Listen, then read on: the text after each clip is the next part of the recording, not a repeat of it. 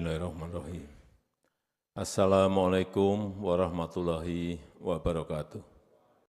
Halo semua, kami dari Angkatan 13, Kelompok 2, Subkelompok 3. Dalam video ini, kami akan memberikan reaksi dan analisis terhadap dua contoh kebijakan digital pemerintah.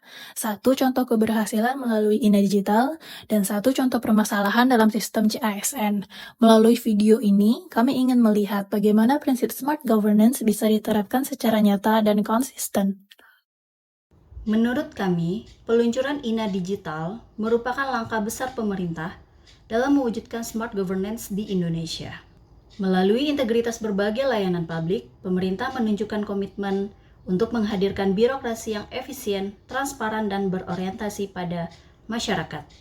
Sebagai ASN, kita memiliki peran penting dalam mendukung perubahan ini. Dalam konteks manajemen ASN, INA Digital mencerminkan semangat profesionalitas dan integritas aparatur negara yang siap memberikan pelayanan publik berkualitas. Mengadopsi praktik baik ini berarti meningkatkan kompetensi digital, memahami etika dan keamanan data, serta mampu berkolaborasi lintas sektor sesuai nilai SMART ASN, kompetitif, kompeten, adaptif, dan kolaboratif. Mengadaptasinya berarti menyesuaikan inovasi digital ini dengan kebutuhan unit kerja, sambil menjaga akuntabilitas dan budaya pelayanan publik.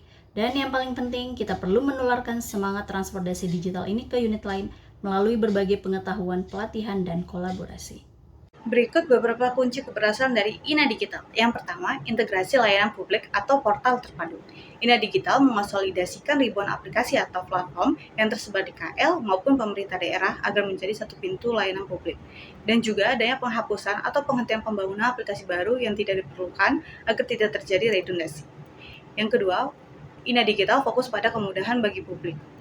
Pemerintah menegaskan bahwa tolak ukur utama dari platform ini adalah kepuasan masyarakat dan juga manfaat yang dirasakan oleh masyarakat, serta kemudahan bagi masyarakat dalam mengurus segala urusan publik. Yang ketiga, interoperabilitas dan pertukaran data antar layanan. Pengguna SSO dan sistem pertukaran data antar lembaga yang diterapkan sebagai bagian dari fondasi teknis serta layanan prioritas yang ditetapkan melalui Perpres nomor 82 tahun 2023 yang mencakup layanan identitas digital, Satu Data Indonesia, pembayaran digital, dan integrasi portal layanan. Itu saja yang ingin saya sampaikan, dan dengan mengucap Bismillahirrahmanirrahim, pada pagi hari ini secara resmi saya luncurkan GovTech Indonesia dengan nama INA Digital. Terima kasih. Wassalamualaikum warahmatullahi wabarakatuh.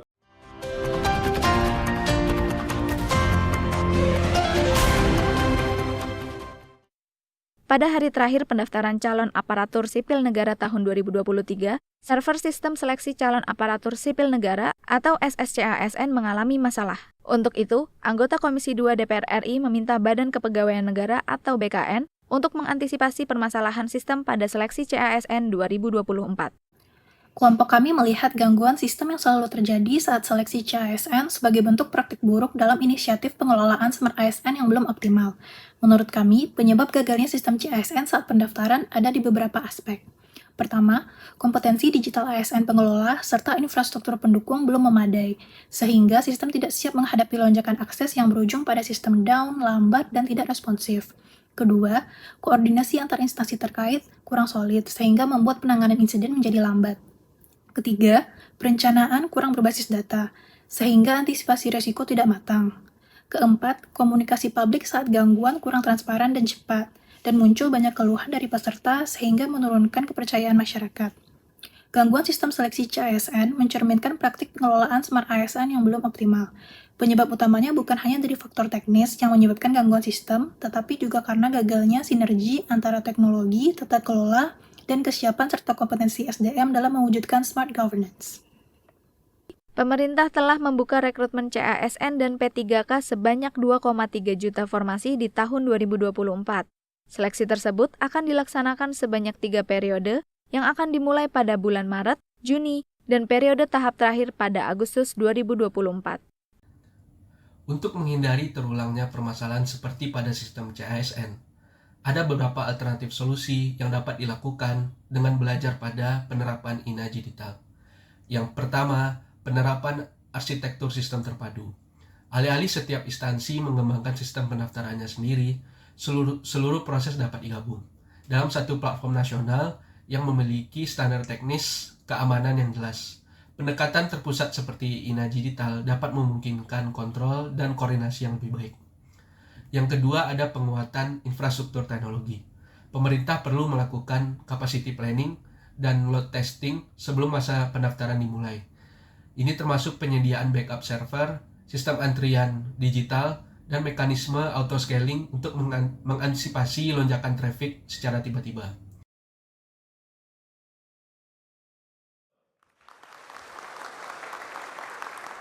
Terima kasih. Wassalamualaikum warahmatullahi wabarakatuh.